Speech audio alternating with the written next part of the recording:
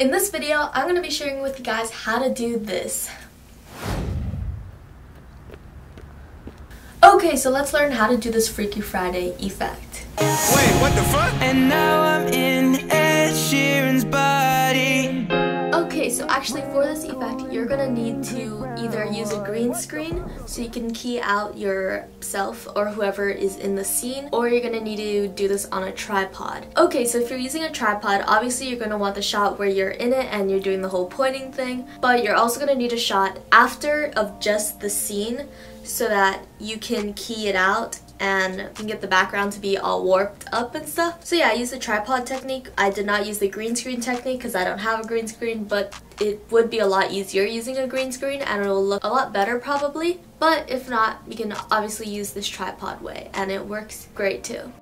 Okay, so on my timeline, I have my first clip of me doing the whole Freaky Friday point effect. Okay, and then I put just like a random clip of my friend so that I'm pointing at someone for them to turn into his body. And then underneath both of those clips, I have my tripod shot of the background without me in it. And this is what you have to do if you don't have a green screen. You're going to want to have a shot of you, and then you're going to want to have a shot of just the background of the clip. Okay, so I'm just going to bring that to the second video line. So we're going to work on our first clip. Okay, so what we're going to do is just Command D to duplicate the clip, and then we're going to press P for position, and then press Alt or Option on the position keyframe, and then we're gonna type in an expression. So we're gonna type in wiggle parentheses 300 comma 20.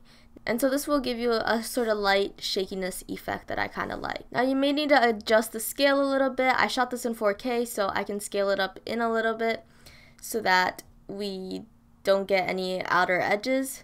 And so if you do scale it in, I scaled it into 53, you're going to want to scale in your other copies of the clip. So I'm going to change the scale to 53 for my other copy, and then I'm going to scale the tripod shot of just the background to 53 as well. So I just have the shaky clip, so we're just going to trim it down to very short after I point. So we're going to trim it a little because we don't want the shakiness to last for too long.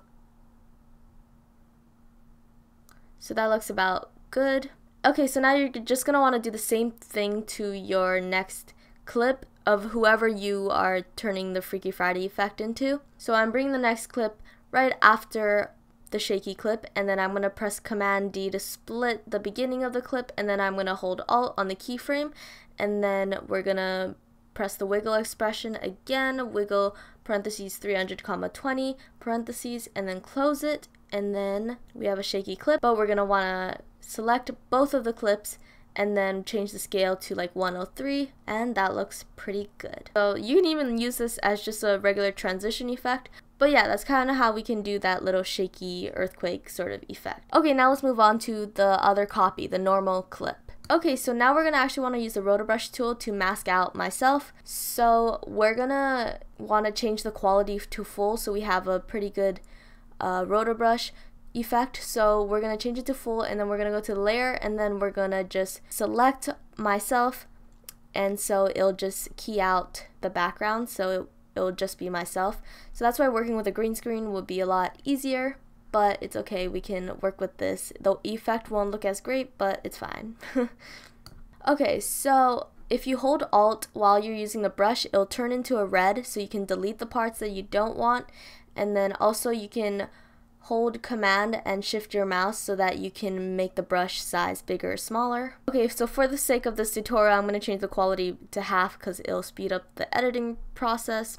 So I'm just going to go frame by frame, and then I'm just going to mask out myself, and it's kind of hard, but you can just do the best you can. So you can go and press Command and the right arrow key to go frame by frame. Okay, so once you've done a decent amount of frames, we're going to go back to our original timeline, and then I'm just going to press Command and Shift D to where that rotor brush effect started, and I'll just delete it from the beginning where I didn't use the rotor brush tool. Okay, so now let's just go to our bottom clip with the background layer. Okay, so we're going to go to Effects and Presets, and we're going to want to go to Optics Compensation so we can get a warping effect. So let's put that on our clip. And then as you can see, if you put the reverse lens distortion, it'll warp towards the clip. So we're basically just going to keyframe the field of view. Okay, so we're going to start the keyframe where our rotor brush starts. So we're going to press the keyframe button for field of view, and then we're going to just go to the middle, and then we're going to bring that field of view all the way up to like 120. And then we'll go to the end where this rotor brush clip meets our top clip, and then we're going to change that back to 0. So now you can see if we watch it, it has a light little warp, and it's kind of small for my taste, so you can bring up the field of view to a lot more. So I'll just bring it up to like 157. And then you can play around and adjust it so you get something you like. Okay, so that's kind of the whole effect. You can also add some cool flashes and blurs if you want. So for example, I'm going to search up camera lens blur so we can kind of make a blurred optics compensation effect. So I'm going to go to the beginning, also where my other keyframe starts, and then press the keyframe button for blur radius. And then we're going to go a little bit more forward and bring that blur radius up to like 10. So it kind of blurs a little bit. Another thing you can do is actually I'm just going to command you to duplicate this clip, and then I'm going to go ahead and add invert on my clip, and then I'm going to make this a very small sized frame so it'll only last like a short frame.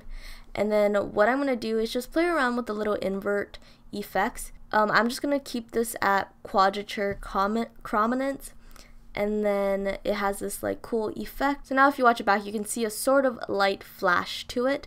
You can choose a different color if you want, but yeah, you can go to the position expression so you can have like a little bit more bigger shakes. So yeah, just play around with it, and yeah, I hope this helped you out. I hope I kind of inspired you to learn something new. So yeah, if you did enjoy this video, please give it a thumbs up and subscribe for more videos, and I'll definitely be trying to get back to the upload game. I'm sorry I took a month break, but I was very busy with school, so now we're just gonna have to get back to work during the spring break. So yeah, I'll see you guys in my next video. Peace.